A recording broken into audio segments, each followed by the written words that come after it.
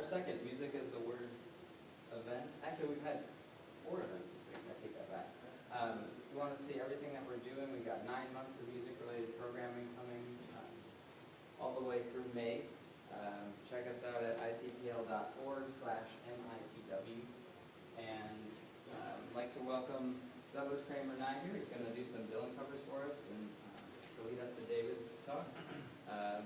If you'd like to check out his album, I encourage you to go to his Bandcamp and download it. You probably might have it already.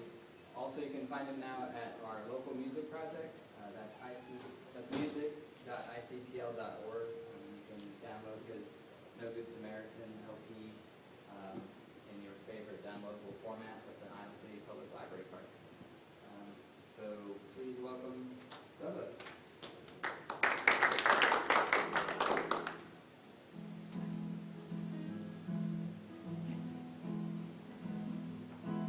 They're selling postcards of the hanging.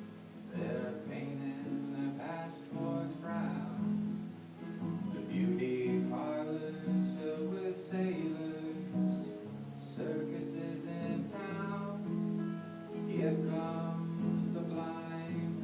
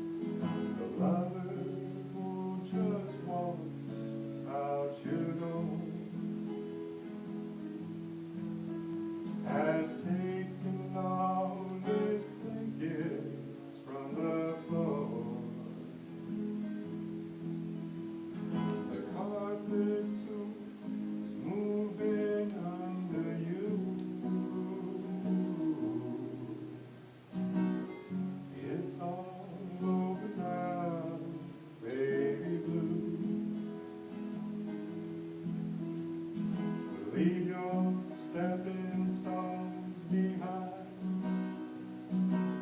Something calls for you.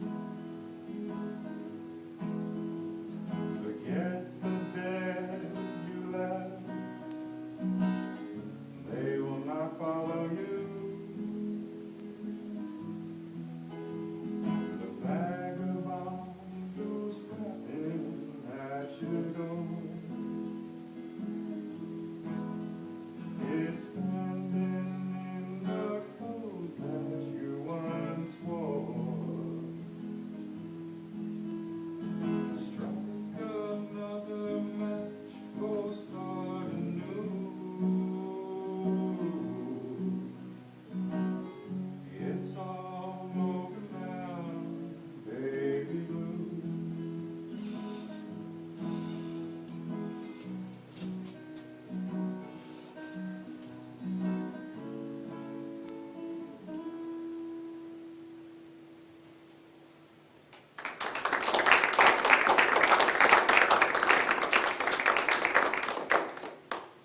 Thanks, guys.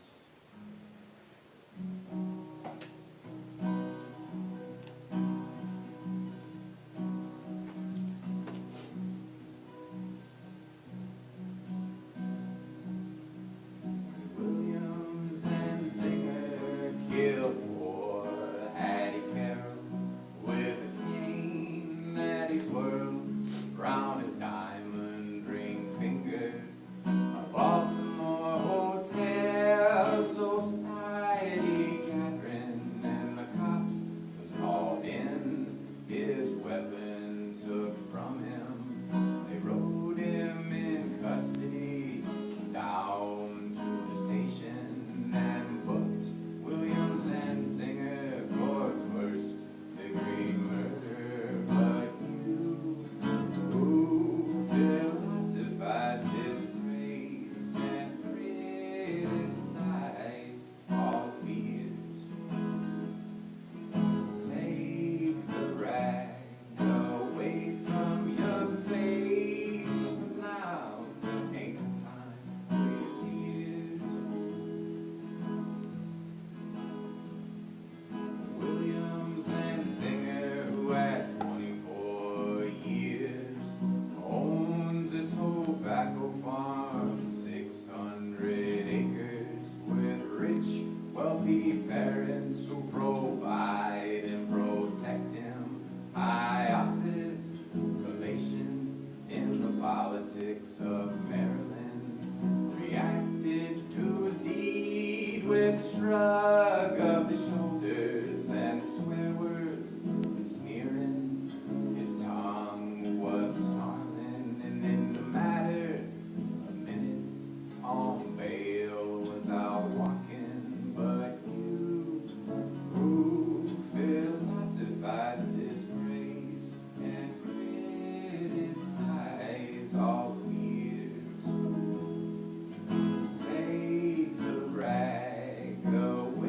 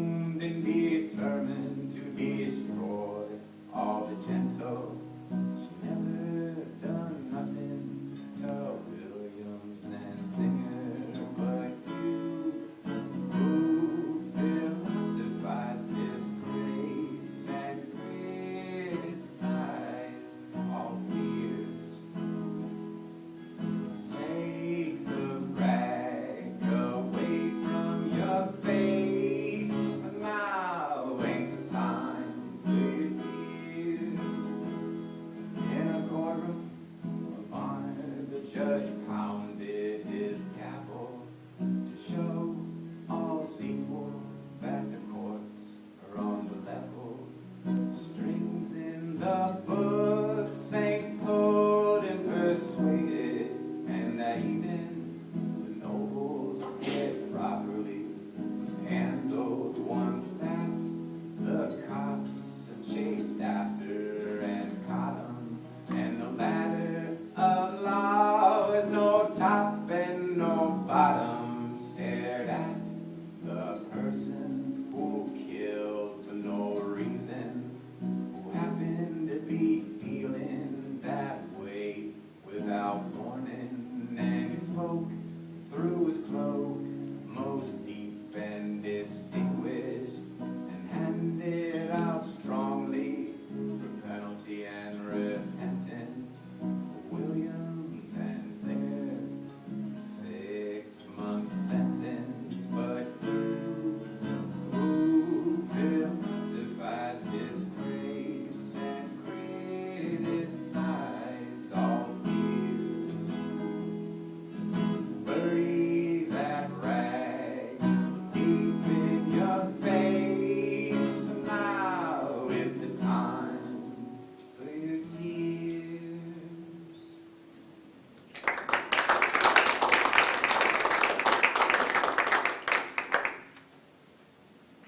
This next one, my friend Krista recommended I do it, and she was right, it's a good one, and couldn't do this set of songs without this one included.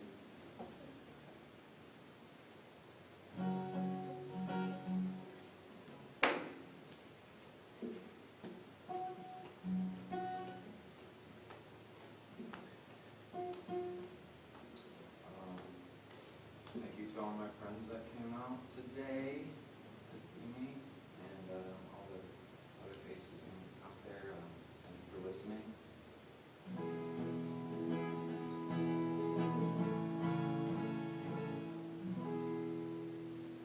Oh, where have you been, my blue-eyed son?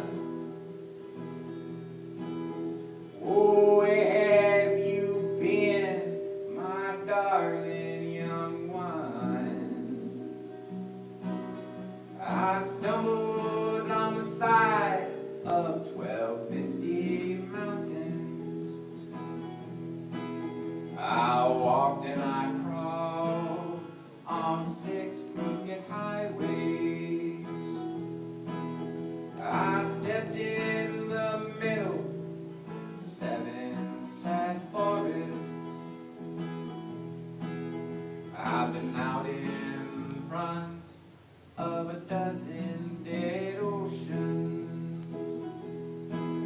I've been 10,000 miles in the mouth of a graveyard. And it's a hard, it's a hard, it's a hard, it's a hard, it's a hard rain's gonna fall. Oh, what did you see, my blue-eyed son? Oh, what did you see, my darling young one? I saw a newborn baby with wolves all around it. I saw a highway of diamonds with nobody on it. I saw a black branch with blood that kept dripping. I saw a room full of men, their hammers a-bleeding. I saw a white ladder all covered with water. I saw 10,000 talkers whose tongues were all broken. I saw guns and sharp swords in the hands of young children. And it's a hard, it's a hard, it's a hard, it's a hard, it's a hard rain's gonna fall. Oh, what did you hear, my blue-eyed son? Oh, what did you hear, my darling young one? sound of thunder, it poured out a warning. I heard the roar of a wave that could drown the whole world. I heard 100 drummers whose hands were ablazing. I heard 10,000 whispering and nobody listening. I heard one person starve, I heard many people laughing. I heard the song of a poet who died in the gutter. I heard the sound of a clown who cried in the alley. And it's a hard, it's a hard, it's a hard, it's a hard, it's a hard, rain's gonna fall. Oh, did you meet my blue-eyed son? Oh, did you meet my darling young one? I met a young child beside a dead pony. I met a white man who walked a black dog. I met a young girl. I met a young woman, she gave me a rainbow. I met one man who was wounded in love. I met another man who was wounded with hatred. And it's a hard, it's a hard, it's a hard, it's a hard, it's a hard, rain's gonna fall. Oh, what do you do now, my blue-eyed son? Oh, what do you do now, my darling young one? I'm going back out before the rain starts a-falling. I'll walk to the depths of the deepest black forest, where the people are bending and their hands are all empty, where the pellets of poison are flooding the waters, where the home in the valley meets the damp, dirty prison, where the executioner's face is always well hidden, where hunger is ugly, where souls are forgotten, where black is the color, where none is the number. And I'll tell it and think it and speak it and breathe it and reflect it from the mountain so all souls can see it. And I'll stand on the ocean until I start singing. I'll know my song well before I start singing. And it's a hard, it's a hard, it's a hard, it's a hard, it's a hard, the rain's gonna fall.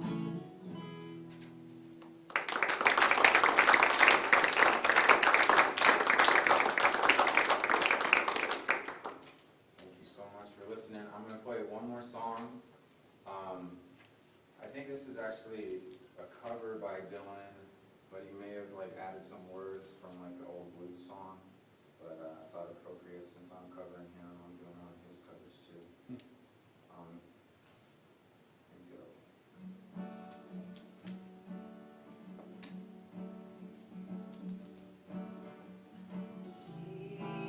He was a friend of mine. He was a friend of mine. Every time I think about him, Lord, I just can't keep from crying. He was a friend of mine. He died on the road.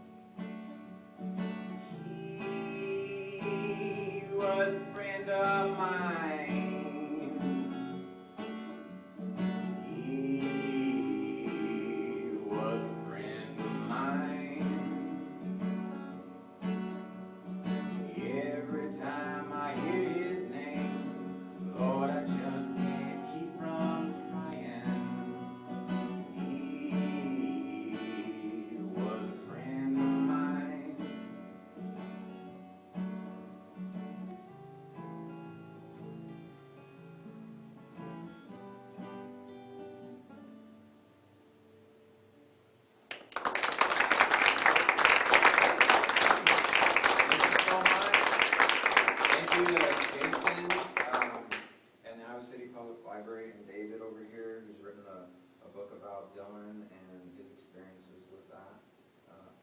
And thank you so much for listening. And, Thank you, Doug. Thanks.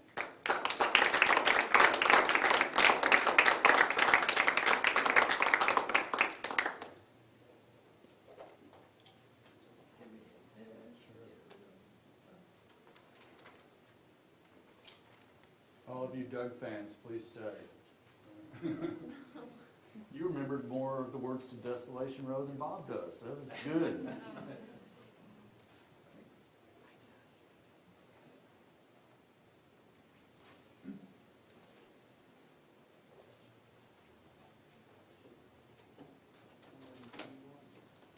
Need to swap this over, or you put it right here, here? move over.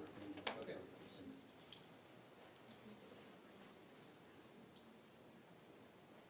Yeah, if you can stand here with that. I've been told to stand here so there's no feedback. So thank you all for coming. It's great to see you here. My name is Catherine Cox. I'm the editorial director at the University of Iowa Press. And I had the pleasure of working with David on his book, In Town. And it's really a pleasure to introduce him to you here today. So I first met David at a conference in Boston. And we had just heard several interesting, but I'll say, teamly presented papers. And then David came around the podium in front of the audience, just like you're sitting today. And he looked each of us in the eye, and he immediately swept us up into his love of the words of Bob Dylan. And he reminded us of the joy that we feel when we're moved by the arts and letters in all of their forms. So there we are in this bland hotel room, remembering why it's so important to engage with art and poetry. So I could tell you where David got his education, where he teaches, all of these things that you're supposed to say in an introduction. And I went online and I downloaded his CD and I was all ready to do that. And I thought it would really be better if I simply said the second best way to get to know David is to read his book In Town. But the first best way is to be here today to have a chance to talk with him and to hear him talk about his passion for Bob Dylan and for all the things that light up people's souls and get them writing, talking, singing, dancing, and especially enjoying people's company. So you have the opportunity to do both of those things today, and I hope you'll seize it. Thanks, Thank Catherine. you.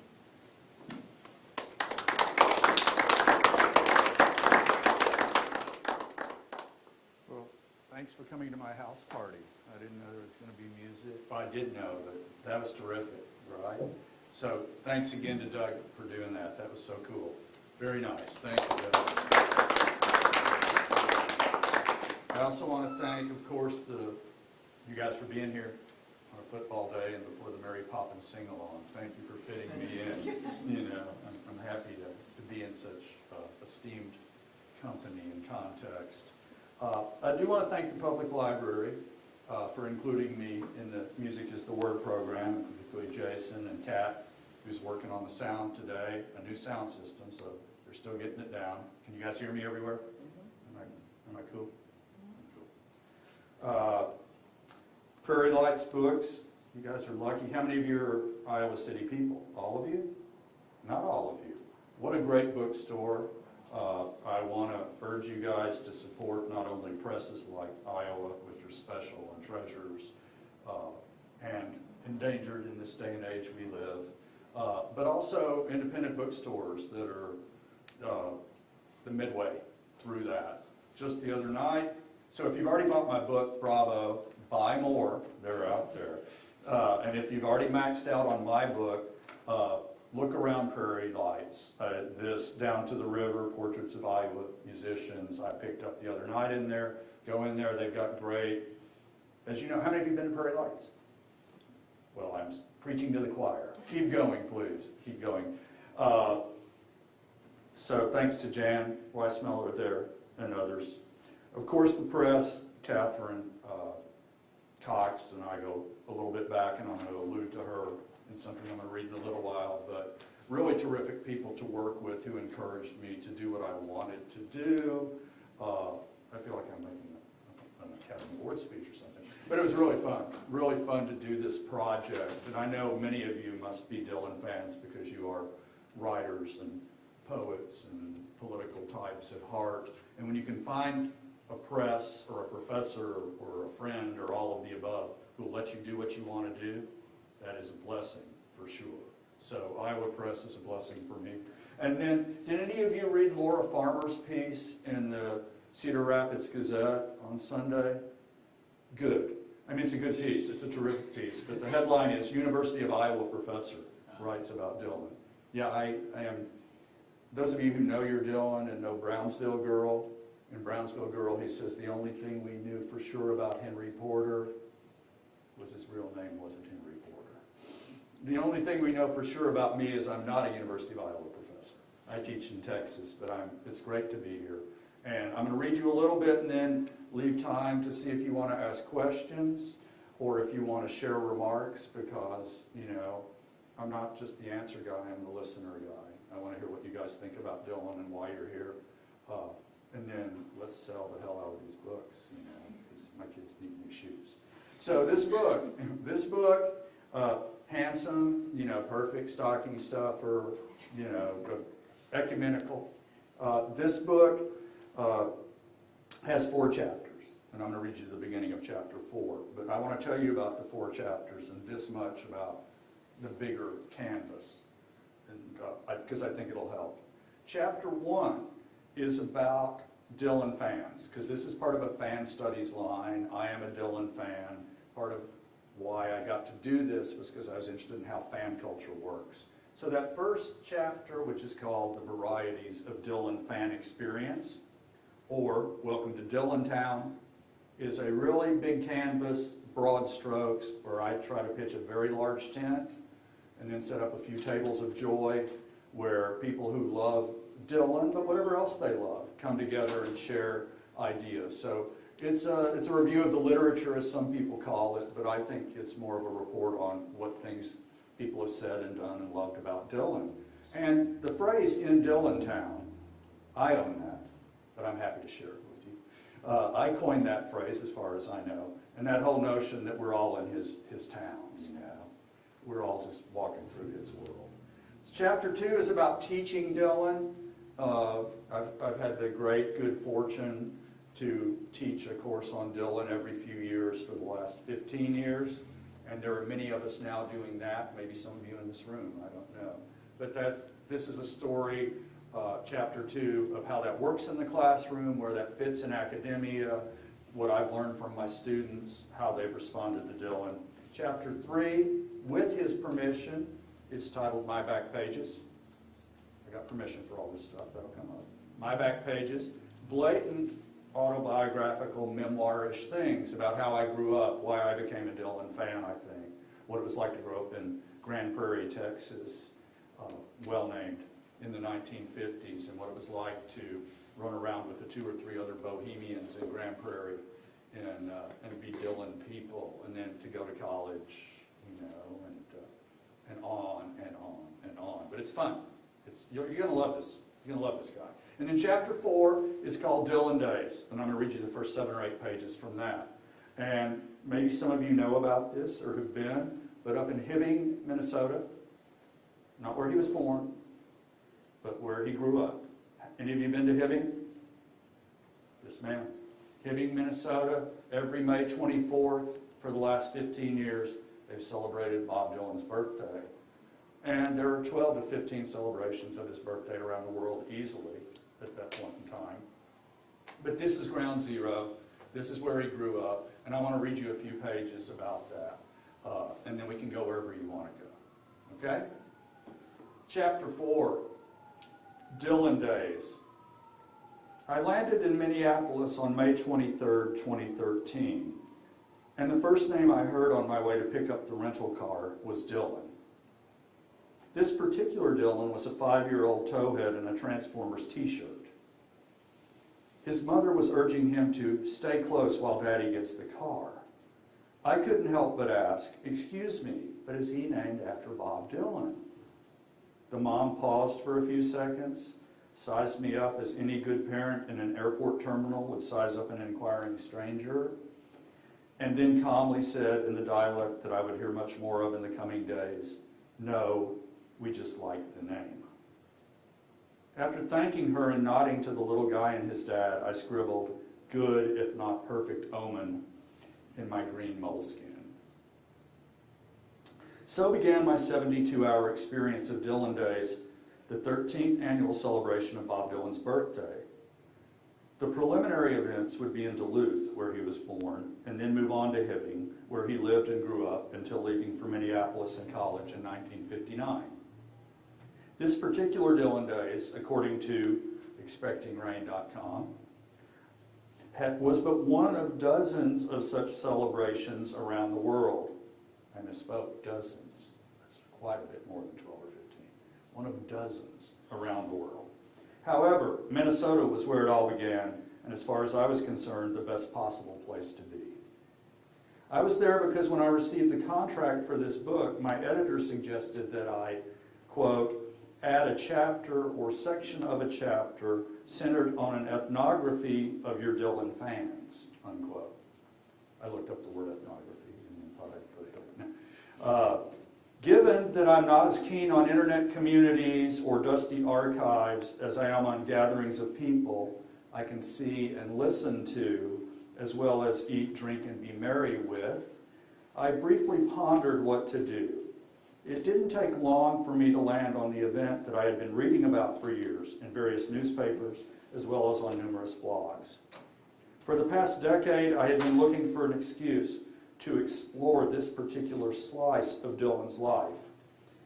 Nina Goss, who edits a magazine called Montague Street, a Dylan fanzine, Nina Goss told me the event was terrific and to introduce myself to Bob and Linda Hawking at Zimmy's.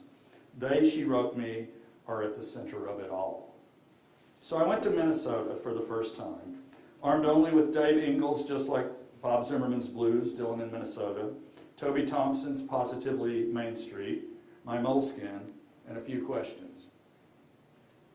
I got some answers, met new kindred spirits, and briefly considered moving to Duluth. It's a nice town. In May. It's pretty cold in December. But before I get too far ahead of myself, let's go back to the airport where I'm standing in line at the Enterprise counter right behind Dylan and his mom and dad. The good people at Enterprise got me on the road from Minneapolis to Duluth in plenty of time to catch the Blood on the Tracks Express, which was advertised as, quote, a musical journey to Two Harbors and back. I could have arrived a day later and gone straight to Hibbing, but I've always figured that if I'm going to be in, I might as well be all in. I punched 600 East Superior Street, Duluth into the GPS and headed north on I-35, that same ribbon of highway that starts in South Texas and runs right outside my cabin door. Outside my cabin door is a Dylan lyric. I'm going to kind of do the, Austin Powers air quote whenever I quote Dylan. There's a lot of lyrics that weave their way through here and are part of the story. That's how we talk, right? We Dylan people, just kind of weave that in. So, runs outside my cabin door. The sun was shining. The temperature was in the 50s, and lakes, forest, goose, sturgeon popped up every few miles. I found KUMD, public radio out of Duluth. There were mentions of Dylan events. Obama gave a long speech about drones. I rolled down the windows, cranked up the sound, and started watching and being in a new movie. The GPS lady had that same voice I'd already heard from little Dylan's mom and the Enterprise staff. I picked up my train ticket on the North Shore Scenic Railroad at Fitgers, the hotel brewery shopping complex, separated from Lake Superior by the tracks that gave name to that night's musical journey and plenty of stories about the birthday boy's past. After picking up my $30 ticket at the basement brew house, I pulled up a stool at the Red Star Lounge, ordered a local pale ale, and began my work. I introduced myself to Mary, a Duluth resident and fan who looked to be about my age. She immediately told me that she was going on the train and had a major thing for Leonard Cohen. When I asked her about Dylan, she said, I love his lyrics, but I can't really stand his voice anymore. He was so great in the 60s. Our fellow barmates listened and sipped while I scribbled notes by late afternoon candlelight. She continued, I've gone on this train the last few years because it's great fun to see so many kids enjoying themselves and the music. I asked her how many people were on the train, and she said more each year. I didn't ask for clarification, and she promised to introduce me to Kathleen from Texas because, quote, well, you're from Texas too. By the time we were boarding the train at 5:30, there were over 200 people, almost equally divided between 20 and 60-year-olds. It was as if Dylan's music had skipped a couple of generations. I was happily surprised to see that the numbers of men and women were about equal, given that I feared there would be far too many 60-plus men on a train that would end up looking more like a bunch of my golfing buddies on a boys' night out, or those zany millionaires of the Ale and Quail Club in Preston Sturgis's Palm Beach story, than like my idealized picture of Dillontown. Equally noticeable, but less encouraging, was the scarcity of people of color.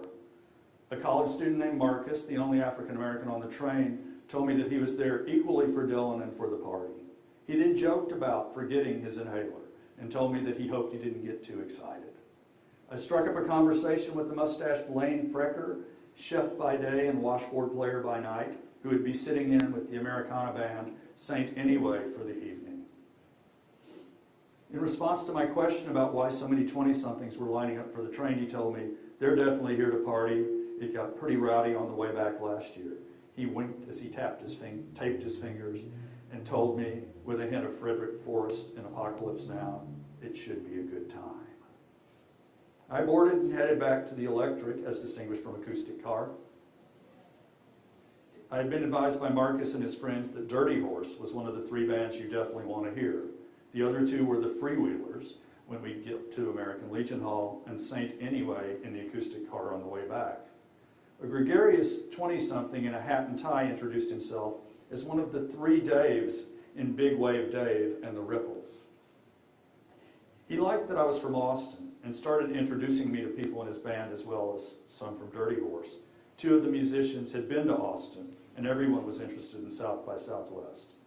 As I asked them about Dylan, they all said that fellow musicians had introduced them to his music, and that they, being in the electric car, particularly dug Highway 61 Revisited and Blonde on Blonde. I stood by the open window at the back of the train, scribbled in my moleskin, and declined a pull from my neighbor's drinking tube, a piece of paraphernalia I had not seen until that moment in my life, and it was new territory for me. Bombay Sapphire, sir, she had politely said. The rest of the evening, the youngsters on the train, who became Notting Plus acquaintances over the course of our train ride as party, alternated between calling me Sir, Austin, and journalist. Never Dave, little Dave of the Ripples. Is Sir, Austin, and journalist. I answered and nodded to all. I watched the birch trees go by and waved to people in their backyards along Lake Superior as Dirty Horse ripped away at obviously 5 believers. Clearly, everyone in the car knew every word to that 1966 Dylan song, one that was far from a top 40 hit for him. It was too loud for me to ask people if Dirty Horse had taught them the song because it was a standard part of their repertoire. Truth be told, it didn't much matter to me how they knew it, but rather that they did. I saw an early pattern emerging. Dylan was both the excuse to have a good time and the primary, thoroughly known text for that good time. I watched the sun sink in like a ship, drank my Edmund Fitzgerald porter, and zipped up my hoodie. I texted Norma, my wife back here, and the kids videos of the band and wrote, "Let's move here." Sid, our youngest son, immediately texted back from Seattle, "Dad, you're with your peeps." After Tombstone Blues, I headed through boxcars, to quote Dylan's pal, Allen Ginsberg, toward the acoustic zone. It wasn't as dramatic a shift as going from Newport Folk Festival of 65 back to the one of 63. But there was much less smoke, much more elbow room, and seemingly a little more sun in that car. Barbara Jean sounded a lot like Scarlett Rivera on Desire, And when she went into Born in Time, there were plenty of wet eyes back in the old Coots car, as Don Doss, one of the organizers of the event, jokingly described it. Don wore a brown bomber jacket and was one happy retired military man. His wife, Zane Bale, was in jeans and a denim jacket. She joked across the car about wanting to borrow my multicolored Italian ski cap. They and a few of their buddies had staked out one of the open windows, and I gravitated toward them while Cowboy Angel Blue tuned their instruments for the 6:45 set. Don and Zane were beaming. We passed an Amish furniture shop and talked long enough over the rattling train for me to learn of their role in much of the Duluth end of Dillon days. We agreed to meet Saturday night at Zimmy's, the Hibbing restaurant and Dillon Days headquarters named for his "You Can Call Me Zimmy" on Gotta Serve Somebody. I moved on to talk with some of the people who might not be going to Zimmy's. One such person was Julia, a psychology student with an Einstein tattoo on her right calf. She had been in the electric car, where the proportion of non-Dylan songs to Dylan covers was about 3-to-1, and moved to the acoustic car, which was 2/3 Dylan covers, with some Neil Young and Joni Mitchell thrown in along the way. I noticed that she knew every word to every song, and asked her how that had come to be. In the acoustic car, I could ask such questions and actually hear the responses. My parents are both physicists who like music, Julia told me, and I just grew up hearing Dylan. He's a poet who is interested in what makes people tick. I've always liked it about him. Jamie Callistad, the guitarist and vocalist for Saint Anyway, was even more tuned in to Barbara Jean and Cowboy Angel Blue than was Julia. He stood alone, grinned, and sang along as we made our way toward Two Harbors. With his red bandana headband and looking about 15 years old, he struck me as the youngest, happiest, and most enthusiastic Dylan fan on the train. A recent American Studies graduate from Yale, whose senior thesis was "The Construction of Authenticity in American Folk Music," he later wrote me, quote, "You know, I hadn't really met Dylan fans like the folks on the train before. That made me really happy. As I looked around, I could see that I wasn't the only one that really took his words and music down deep into my soul, my spiritual self. It was powerful." He added, "It's like meeting some fellow pilgrims in the wilderness." Hang on to that. It's like meeting some fellow pilgrims in the wilderness. He alluded to Dylan's mystical quality. That's Jamie, not Dylan. Mystical quality. And how, quote, "his songs float freely in time and the meanings grow with you." For him, it all started when a friend urged him to listen to Highway 61 revisited in high school. That was where he jumped in. But freewheelin' planted the hook. Quote, "In college, of course, I found a bunch more people who were obsessed with Dylan. I remember being transfixed by the video of him performing ISIS live on the Rolling Thunder tour. By then, it was all over. He's been the center of my musical universe since, and I'm still discovering what he is all about." When I asked him, let me see where I want to go, because I want to leave you time for questions. You're getting the swing of it. We're on the train. We're going there. We're having fun. I'm interviewing people. They're drinking Bombay. You know, there's the acoustic world and there's the electric world. Okay? And these people are telling me these amazing, wonderful things about why they love Dylan and how they got into him. And I'm having a great time. And so let's go a few pages more. There's a dance out there. The mayor of Duluth's brother is the lead guitarist in this Dylan band, cover band. People are dancing, having a good time. We go back to the train. And a page and a half more. About half of the 20-somethings from the train were dancing to Like a Rolling Stone, before we go back, while the other half were outside smoking and drinking. I danced a bit with Debbie, who was with easygoing James Spivalla, one of the guitarists of Cowboy Angel Blue. I complimented Debbie on her Annie Hall look. She told me I was thinking more Johnny Depp. We laughed as all the dancers shouted, "How does it feel?" right along with the freewheelers. The band took a break. Those of us who hate to miss trains, as several revelers had done the first year of the Express, headed back in the 38-degree cold to stake out our spots for Saint Anyway. In the electric car, Big Wave Dave and the Ripples had it cranked up even louder than Dirty Horse, and with a lot of brass to boot. Some pilgrims started taking power naps in the central cars. Marcus, Julia, and I kept on keeping on in our respected dance zones. After St. Anyway finished their set, during which more than a little beer was spilled on and around Lane's washboard, I talked briefly with Tony Peterson, their banjo player. He later wrote me about it being introduced to Dylan, quote, via my father's CD collection when he started playing Time Out of Mind during the summer of its release. Tony was only 8 years old then, but, quote, interested in the sound of Dylan's voice, unquote. He became a fan, quote, because Dylan is an artist 100%. He couldn't escape his magic even if he tried. I am intrigued by Dylan's thoughts and views on all aspects of life, religion, politics, which he is always so intelligently vague about, music, guitar playing, and more. Tony finished his answer to my "Why are you a Dylan fan?" question by observing, Dylan could make wisdom out of talking about shoelaces. He then added, I'm not surprised that the people around my age, 24, knew all of Dylan's lyrics on the train. Dylan is massively popular in Duluth.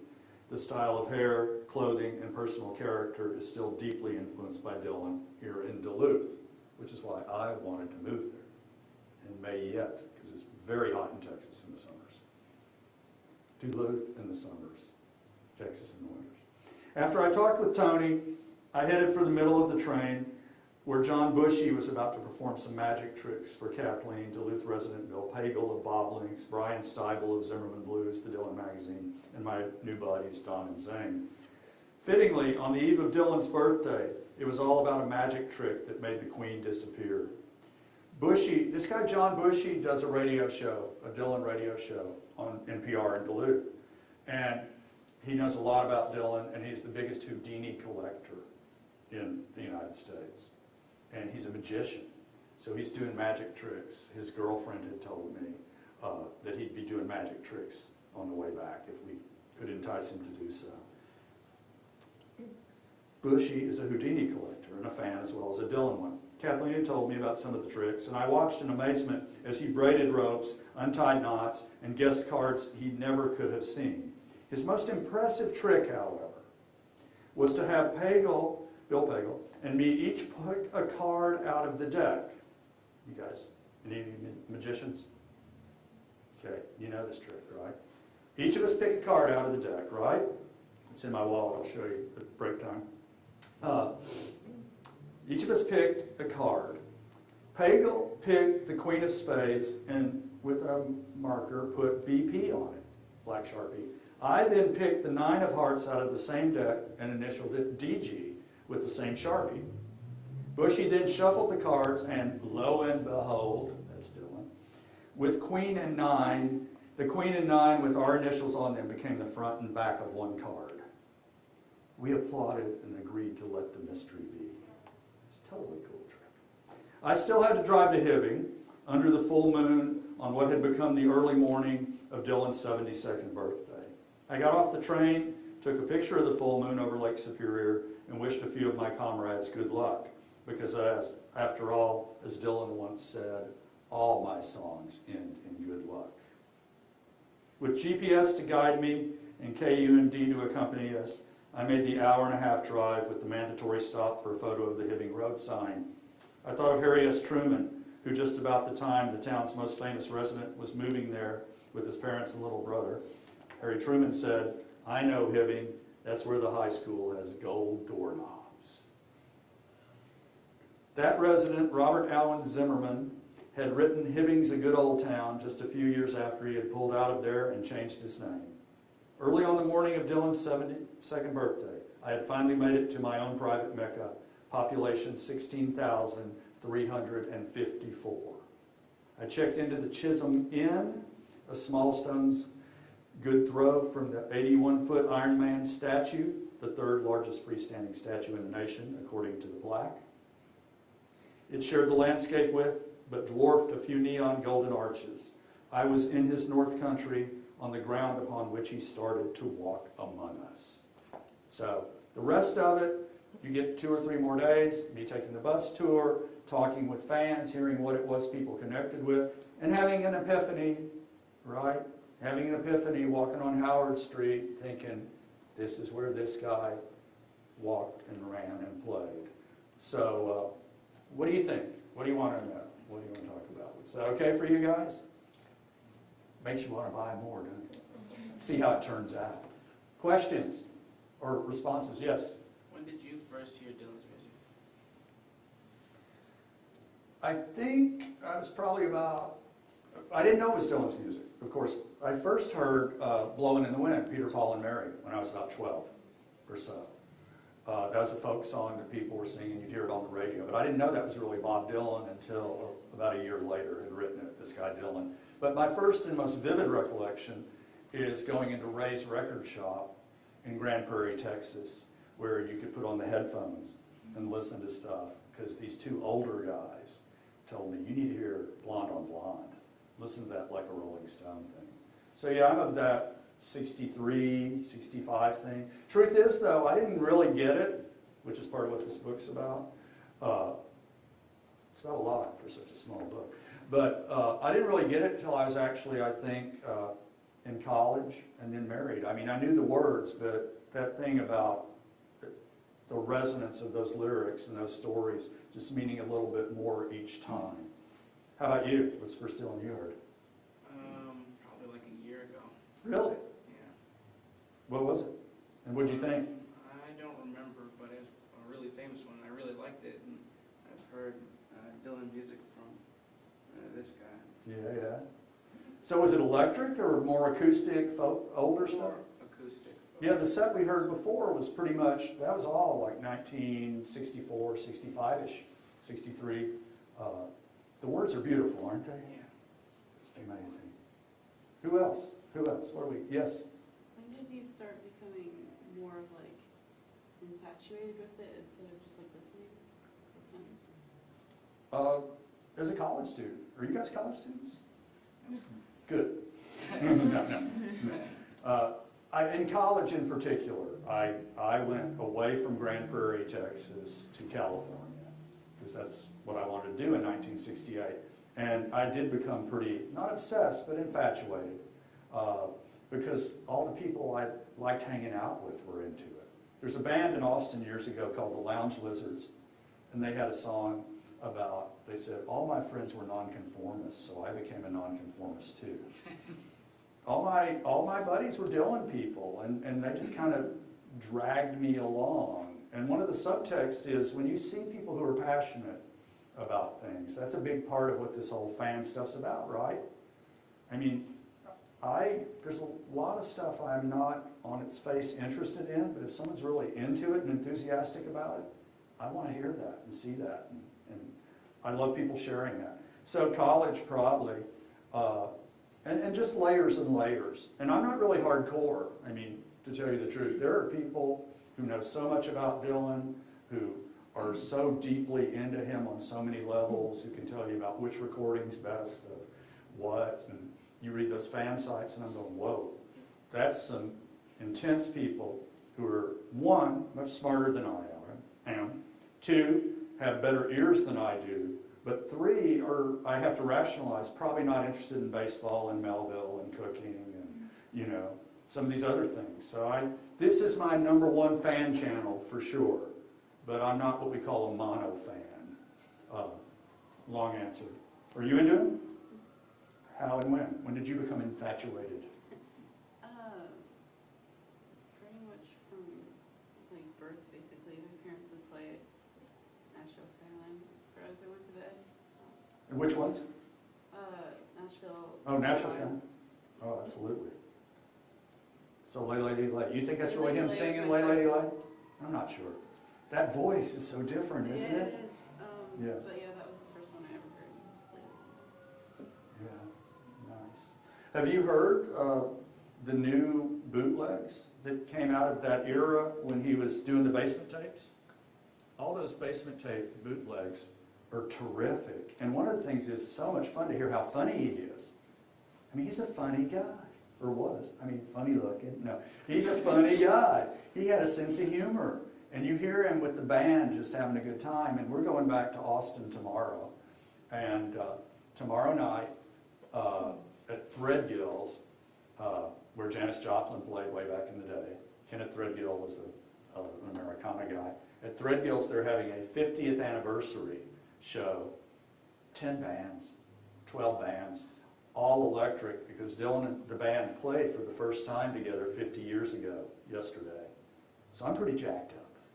I'm ready to go back to Austin and see that. So you guys get a cheap flight to Austin. Come here, Carol in Wonderland, rip it up, you know. Who else? What are you guys thinking? Yes, ma'am. What is your favorite memory from that trip? From the Hibbing trip? Yeah. That's a good question. You might read the book. Let me see if I really say. You know, I think I was at a table with 3 people during the night, and we were just telling stories and listening to music, because they have a singer-songwriter thing there 2 nights in a row, and the crowd really gets into it. And it's 5, 10 states of people coming, 1 Dylan cover, 1 original. And just hanging out with those people who have become friends of mine. We write each other. There's a lot of subtitles, but the collateral joy of just being with those people, I just felt like, yeah, you know, we just shared that. We're instantly family. So it's just very, very sweet. And a lot of them wrote me afterwards, and I got a call the other day. Someone called me up and said, "You want to invest in Zimmy's? We need some quiet capital," because the restaurant went under. So I think, you know, these people I met 3 years ago, I felt like Bill Murray in Groundhog Day. You know, I was going to be mayor of that town if I'd stayed another week. But it was funny, as soon as I walked in to Zimmy's, because I don't know, I look like I look, you know, Back to the Future or something. And I was wearing a scarf and stuff, and I walked in and they go, "You're not from around here, are you?" I said, "I guess not." I don't know what that means. But it was a fun trip, really sweet people. You know, just imagine it. People just coming together. And again, I think fandom, and you know, a lot of people make, I think, unfair, uncharitable fun of people who are really deeply into things. I mean, and my first chapter is like, we're not Star Trek people. We're not nerds when we do our Dylan trivia, because our trivia is better than their trivia. But you know, but deep down, it's all that building a community. I use that expression, table of joy. I give credit in here. A guy named Peter Coviolo coined that phrase, and he wrote a piece about Steely Dan in The Believer a few years ago. And he said, "There are no experts, only co-conspirators and enthusiasts at the table of joy," which is how I want my classes to be, and how I want my book and readers to be, and really just how I want the world to be. Dylan, any of you ever listen to Theme Time Radio? He did one on neighbors, right? My next project, small project, it's not going to be a book, but an article, Theme Time Radio, which you guys should check it out. You can get it online. He does an hour of music and talks about that music, Americana, all over the place. But on the one on neighbors, he said, you know, with music, we don't need all these artificial categories and lines, you know, it's all one and the same. And Willie Nelson is in here. When asked by Adam Gopnik of the New Yorker, he said, how can you sing such diverse material like Kermit the Frog and Stardust and all that? And Willie said, it's all one song. So to me, it's all one song. Dylan's kind of been walking that for a while, I think. But yeah, go to Hibbing. It's an interesting, surreal place. Yes? Kind of multifaceted, but on the issue of fandom and then your interest in storytelling. So it's kind of the thing now, talking about current generations and millennials and with technology and the loss of storytelling. Right. What is your experience with that and the way people express their fandom for Dylan or whatever, as you know, throughout generations, and the act of storytelling and what you experienced on this train with younger people? Yeah, that's a really, really good, complicated question on some levels. But I think a lot of Dylan people are inherently a little more throwback or old school so they tell stories, I think. I mean, those guys writing me these letters. I've got a file of letters from people when I was quoting Jamie and those guys. That's not stuff I got on the train. They wrote me, and they're telling me their stories. I think that's like it used to be in the day, and that's one kind of fandom. I know that there's a lot of stuff online, a lot of communities, a lot of blogs, a lot of absolutely people making work inspired by that. And that's part of the Dylan world, but that's not the biggest part, I don't think. And you know, to put in a plug for Iowa Press, they've got a fan studies line where they're looking at these questions and talking about them in accessible ways. But I know the landscape's changing. You know, I mean, when I write that, they called me Sir Austener journalist. I mean, I'm okay with being 65. I never thought I'd make it this far. But, you know, people who are doing that kind of stuff, those kind of really hardcore, and people doing papers in my classes. This semester I'm teaching a first-year seminar and an English capstone. And they're all kind of guided independent research. Require people to do a biography of a song in first-year seminar, require people to pull a film from the last 20 years in America and do something along the lines of British Film Institute, deep dive into that film. And back to your question, they're coming up with all kinds of stuff I've never seen. A lot of it's, you know, we're Avengers fans, we're doing that serial thing. So I'm, you know, I picked my field, I guess. But what I did learn is, and I do think it's true, to be really irresponsible, but I think I could support this. I do think people who are into Dylan really do love language a lot. I mean, when you guys were sitting here listening to Doug, those words, I mean, that is a little different. I did look at a comparative thing with Deadheads a little bit, and Catherine talked about some other papers. We heard people talk about Parrot Heads and Jimmy Buffett fans. It is, you know, we've all got our predispositions and our wiring, but Dylan people still like to write and read a lot, I think. And that, Bob's a voracious reader. I mean, and this book is not a biography of him, which is why they did me a solid on the rights, I think. It's not, it doesn't speculate about his personal life or anything like that. But you know, just listen to him, just read. The guy is always doing that. And he's proud of being kind of a throwback. His last album, who else heard Shadows in the Night? What do you think, man? Love it. What's that? Love it. Yeah, tell people what Shadows in the Night is about if they don't know. It's standards that are associated with Frank Sinatra. And what did you think when you first heard that he was going to do this? Well, I'm always open to whatever Bob does. Good for you. Well, you're less prejudiced than I am. I went, what is he thinking? This is never going to work. I thought that about the Christmas album too, and it worked. In places, the Brave Combo cover of Must Be Santa.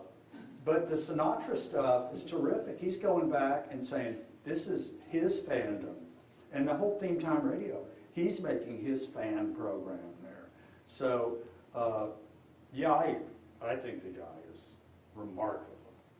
I think he's remarkable. I'll read you the last page of this about that, I promise, because I think it's always more interesting to hear people talk. But what it all adds up to, the afterword. The very next day I was talking about Dylan and life with Virginia Carwell, the English department chair who hired me for the job I found posted above the Parlin Hall Dr. Pepper machine all those years ago. She had recently read an article about literary biographers losing respect for their subjects the deeper they immerse themselves in them, and was particularly taken with a writer who stated, the more you spend time with Chekhov, the more you have to respect him. I saw her question coming. After all your work, how do you feel about Dylan? She asked me. I thought about how I really felt and searched for the best way to put it. Closest I could come was, I love his stuff more than ever. Then, like the Dylan fan I am, I added, as he put it in You Angel You, if this is love, then give me more and more and more and more. That worked for Virginia, who smiled and said, very good. Then we moved on to talking about what I would be teaching in the fall. So I think I'll quit there and give you guys time, because I know we want to be done a little before 2. And I'm happy to answer individual questions or do whatever. The books are for sale out there. It would really make my day, and I'd be happy to ascribe something to you. But if not, thank you for being here, and peace. And as he says, good luck, right? Thank you.